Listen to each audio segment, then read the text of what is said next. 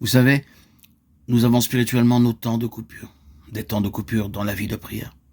Quand il semble impossible de prier, des temps de coupure à bien d'autres égards, spirituellement. Peu importe nos efforts, nous n'y pouvons rien. Qu'allons-nous faire? Eh bien, si mon expérience vous est de quelque valeur, étant donné que je crois avoir découvert simplement un peu du secret des choses, je suis parvenu à cette position. Grâce à l'Esprit, Christ est en moi. Et tout se trouve chez lui, non pas chez moi. Ce n'est pas ce que je peux faire, ni ce que je ne peux pas, ni comment je suis aujourd'hui. Tout se trouve chez lui. Aujourd'hui, peut-être, je ne suis pas conscient de sa présence en moi. Mais au contraire, très inconscient de sa présence en moi, et très conscient d'autres choses qui ne sont pas Christ.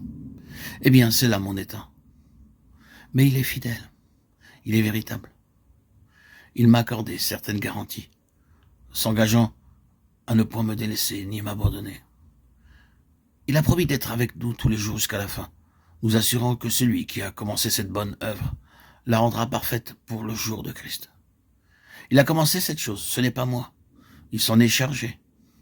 Avant même que j'existe, il avait résolu de mener à bien son œuvre parfaite, en quiconque se confierait en lui. Cela fut entièrement décidé avant même que je voie la lumière du jour, de sorte que je n'ai pas commencé cette chose, elle n'a pas débuté avec moi. Ma part, c'est de me confier en lui. Oui, me confier en lui. Et si je ne parviens pas à faire une brèche, je puis lui dire, Seigneur, je ne parviens pas à prier en cet instant. Je dois me confier en toi ou faire toute la prière.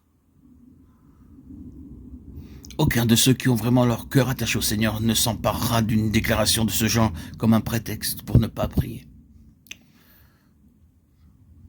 Je n'essaie pas de vous donner quelques excuses pour renoncer à prier.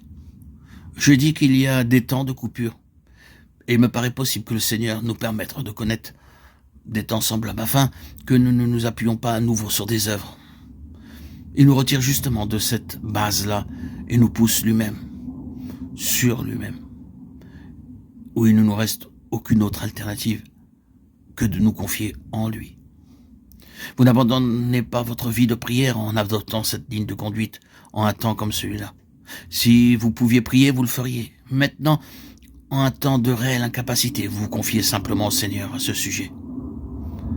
Je constate que je ne connais ces temps de coupure, mais comme je me confie dans le Seigneur d'une manière précise et lui dis, Seigneur, c'est ta responsabilité, je sais que ceci ne durera pas. Cette vie de prière reviendra. Et en attendant, je me confie en toi. Cette vie de prière revient en effet dans une plus grande plénitude, avec une plus grande bénédiction. Bien-aimé, j'ai éprouvé cela maintes et maintes fois. Cela revient. Ce n'est pas purement et simplement que vous devenez meilleur et repartez. Vous savez très bien que vous pouvez être parfaitement en forme et cependant incapable de prier. Personne ne peut fabriquer la prière. Être capable de prier n'est pas une question de santé et de force. Vous pouvez être un homme ou une femme parfaitement fort. Mais ce ne sont pas là les conditions qui nous rendront capables de parvenir au ciel dans la prière. La prière nécessite d'être sous un ciel ouvert.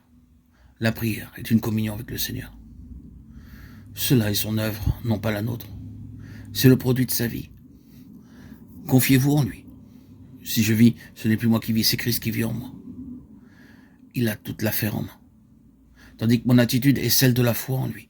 Il veillera à ce qu'il y ait une vie de prière et une vie dans la parole, la foi positive en lui, et le secret de tout dans la volonté de Dieu.